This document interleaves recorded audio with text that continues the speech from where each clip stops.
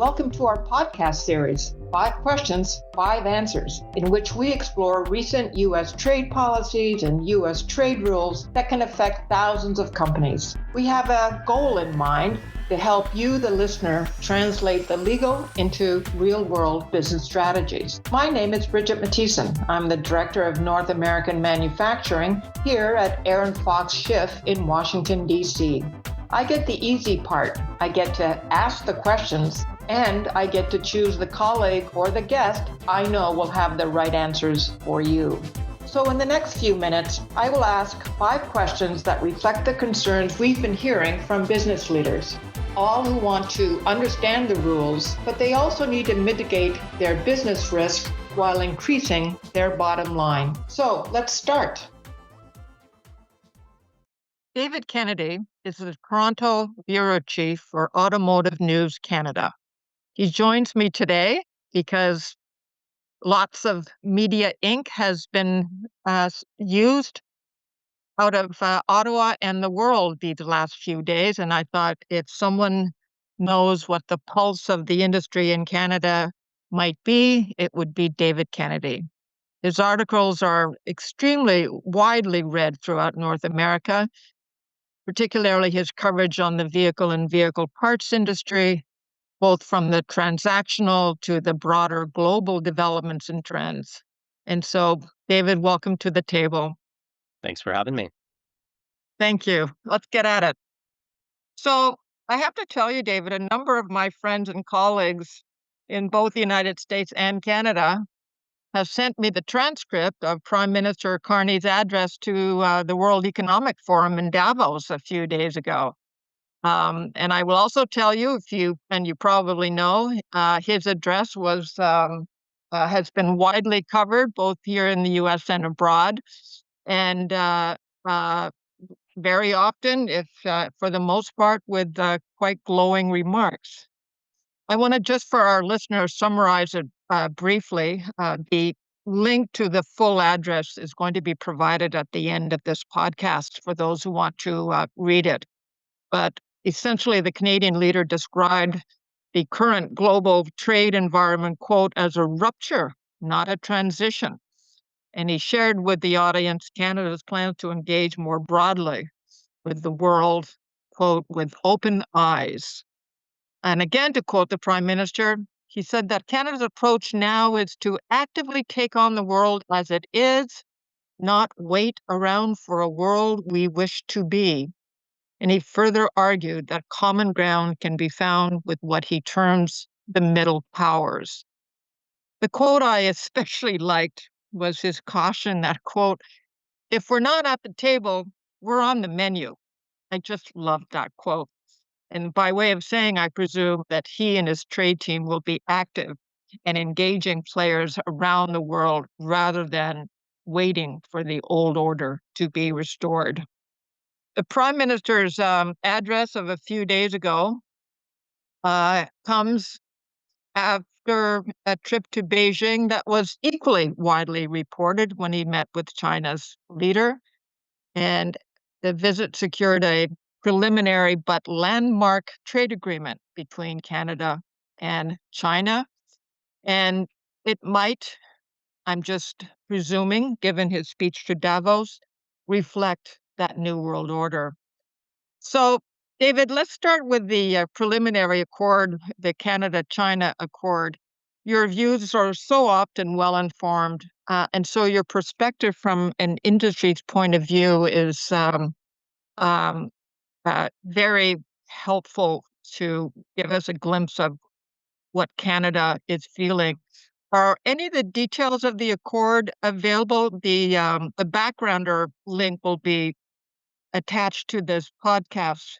But what does the accord have to say? And especially, I understand there's some important provisions for electric vehicles. Absolutely. So the details are coming out slowly, I guess I would say. Some of the preliminary details are already available. When it comes to electric vehicles, Ottawa will allow in 49,000 Chinese-made electric vehicles annually as part of this deal. the opposite side for China will open up their market, reduce tariffs for certain agricultural products in Canada, which eases some pressure that there's been on Western Canada in particular. But when it comes to automotive, it marks a pretty big change from a year and a half ago or so when Canada added a 100% tariffs in concert with the US, which did the same thing at the same time to Chinese made electric vehicles. So it's potentially a sea change if it's liberalized a little bit further. 49,000 vehicles, as we know, is not that many. It represents about 2.5% of Canadian sales annually. But if that number increases over time, we could see, the market up here in Canada change considerably. Right. And these are the the facilitation of these vehicles. These are finished electric vehicles, right? This is not electric vehicle parts and components. These are finished Yep, these are vehicles. fully finished vehicles. There remains, as I said, some of the details aren't quite out yet, and we don't Yeah. know what exactly is going to be coming over because Um, Canada was actually getting quite a few EVs from China over 2023 and 2024 before imposing tariffs, but, at the same time, Canada was getting, predominantly, EVs that, had some familiar names, whereas, that's not the case. That may not be the case now. We don't know, the exact brands, that are gonna be coming over. So the 100% tariff that was in place, applied by Canada, is now replaced by the previous standard 6.1 most favored nation MFN rate. Is that right? That's right. So yeah, Yeah. we had a 106.1% tariff that's now reduced by that 100% on the first 49,000 vehicles, and with the potential to go up to 70,000 vehicles over 4 or 5 years, is what the Prime Minister has said. Again, the details on how that climbs up and escalates and potentially expands further over time isn't clear, but we do know that yeah, 49,000 vehicles will be allowed in tariff free or essentially tariff free. Yeah. And I didn't see any start date either. I'm assuming that's because everyone needs to wait for a Canada Gazette notice to be published. I think that's most likely. We did see in the preliminary agreement, the Chinese tariffs on Canadian agricultural products generally lift to March 1st. So we're likely to see something similar in terms of Chinese built EVs arriving in Canada, or at least the process for them to arrive to begin. But yeah, Yeah. we're waiting and seeing at this point for some of the details on the exact timing of when we'll see it happen. Right. Uh, the other provision that I just jumped out at me and probably everyone else, including you, David, were the provisions to extend that Canada would extend its duty remissions for certain Chinese steel and aluminum imports. Duty remission is a uniquely, I think, Canadian term, but it's essentially a duty refund that one applies for. So agreeing to extend the opportunity to refund the duty to a date certain or to a future date um, uh, uh, has been announced by the Prime Minister. Did I get that right? Yeah, essentially last year, Canada went through a few rounds of different steel and aluminum tariffs after the U.S. applied steel and aluminum tariffs to Canadian products. Canada, in response, made a few different moves, as I said last year, to try to counter this, try to bolster its domestic industry, and one of them was to apply tariffs to international product coming into Canada. At the very end of the year, or towards the end of the year, they announced a remission program that will essentially refund the money, as you said, or preempt some of the tariffs. And they're extending that to certain Chinese products until basically I think it's the end of the year. I'd have to double check on the timing, but they're allowing that refund to last a little bit longer, mainly on products that Canada doesn't produce domestically. Right. So and as you know, this is pretty certain to be an issue that may cause some tension between Canada and the U.S. Because we've known for years that the U.S. has been closely watching transshipment of Chinese steel and aluminum through Canada into the U.S. So exactly what this will do to that observation and the scrutiny that some of the product is going to have at the border is an open question at the moment. Oh, I completely agree. I'm sure there'll be quite a high level of scrutiny. There'll be a lot of certification compliance, a lot of sourcing, or demonstration of sourcing, uh, identification of mills. Um, I can just imagine the scrutiny on Canadian exports into the US of products containing steel and aluminum. And I would assume the same applies to Mexican exporters who have their own relationship with China, correct? Yeah, absolutely. Yeah. Um, the agreement, David, well, before I ask the next question, what's been the general, without naming names, what's been the general reception of the accord by Canadian businesses? Is it generally favorable? I would say it's a complete mixed bag. I think there's a lot of people that are happy about this deal, particularly in Western Canada where they'll see benefits. There are an awful lot of people who are in Ontario who are unhappy about it, particularly those in the automotive industry with stakes in, local assembly, parts, labor, all of those groups are, upset about this because they see it as a threat to the Canadian domestic industry, which we continue to build a lot of vehicles in Canada. It's not we were up to 2 million not all that long ago, and last year was only about 1.2 or so million. Part of that is retooling projects at local plants and some other issues. But we still build an awful lot of vehicles in Ontario, and it employs 100,000 plus people. So there's a lot of people that are concerned that Chinese-built EVs coming into the country will wreak havoc on that industry. I don't want to put you on the spot, but do you know how many electric vehicles Canada produced, say, in the last year or a given period of time? I want to compare it to 49,000. Do you have a Like sense?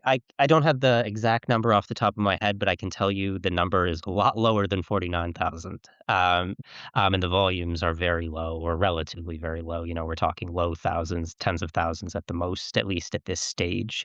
Not to say that that can't ramp up, but when it comes to electric vehicles in particular, yeah, Canada's not building many yet. I think the concern from industry is that it may never get the opportunity to if these Chinese vehicles come in. Yeah. Yeah. Um, well, thank you, David. I did want to get a sense from you of what this accord meant.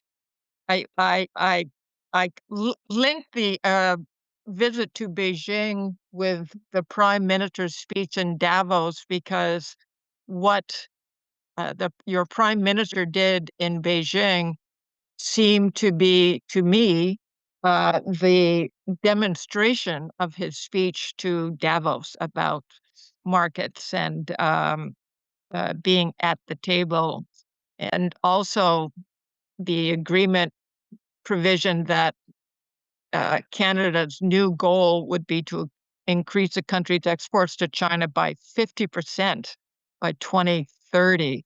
That's very ambitious, It David. is. I think it does sound ambitious. I think it's possible, just given Canada's position with China at the moment. Uh, Canada's had a strained relationship with Beijing for almost a decade at this point. Yeah. There's a number of reasons for it, but in short, things have been tense, and they haven't really got any better until now. So this is really a change that we may see some opening up, some thawing of relations. When it comes to exports, I think it's fair to say that Canadian manufactured goods probably aren't going to be what's heading to China. which is, unfortunate for places like Ontario, but there are lots of opportunities for Western Canada when it comes to agricultural products. Canola is really what sort of set this deal in motion, and there's billions of dollars worth of canola exports that could be headed to China, and to see that rise 50%, I think is possible. Aside from agricultural products, the real potential is energy. As we know, Canada has an awful lot of oil. We have an awful lot of natural gas, and it's at this point anyway, possible for us to ship some. There's been a couple pipeline projects, a couple LNG terminal projects that are underway. So once things ramp up on that end, it's not hard to see how exports could rise 50% or more, but it's likely to be in those specific areas, And particularly energy. yeah. And like any agreement, there's always a give and take. And so uh, the accord that we have on the table today is mentioning canola and other agricultural products, but also electric vehicles and steel and aluminum. The linkage is striking to me, anyways, and we'll see as the year 2026 unfolds. And speaking of 2026, we still have the USMCA and CUSMA talks. Hopefully, uh, they will happen. There's an awful lot of people who would like to reopen that agreement or at least tinker with it. And we'll see how both Washington and Ottawa, and frankly, Mexico City, consider the regional and the bilateral accords that these three capitals have engaged in until up to the point where they sit down for USMCA. I know that in the meantime, as you mentioned, David, there will be a considerable heavier hand of scrutiny on imports from Canada and Mexico out of concerns of illegal transshipment or fraudulent supply chain claims. For these reasons, for our listeners, our team here at Aaron Fox Schiff, we've been urging listeners and readers of our alerts to take a fresh and strategic look at your import compliance processes. It is more important now than ever. We urge you to get good advice on probably decades old import regulations, but that now can make all the difference in a company's survivability. Uh, Take that advice that you learn to build a company-wide, we call it a U.S. Market Access Committee, an internal committee. Around the table, you might want to bring in some key executive players, purchasing, marketing, from internal accounting to, I don't know, investor presentations. All of a sudden, a calculation and what triggers these tariffs on what and from where become hugely important. We'll be watching this in the weeks to come. On our website, we will be putting out any Canada Gazette or official notices coming out of Ottawa about this accord. We'll be watching the progress and the march to the USMCA this summer. And let me put in a plug in the next days ahead. The Aaron Fox Shift team will be putting out our widely read look ahead piece on trade issues. David, thank you very, very much. Am I allowed to give people on the podcast your email address, or where can they best reach you? Yeah, of course. My email is probably the easiest one, or on LinkedIn.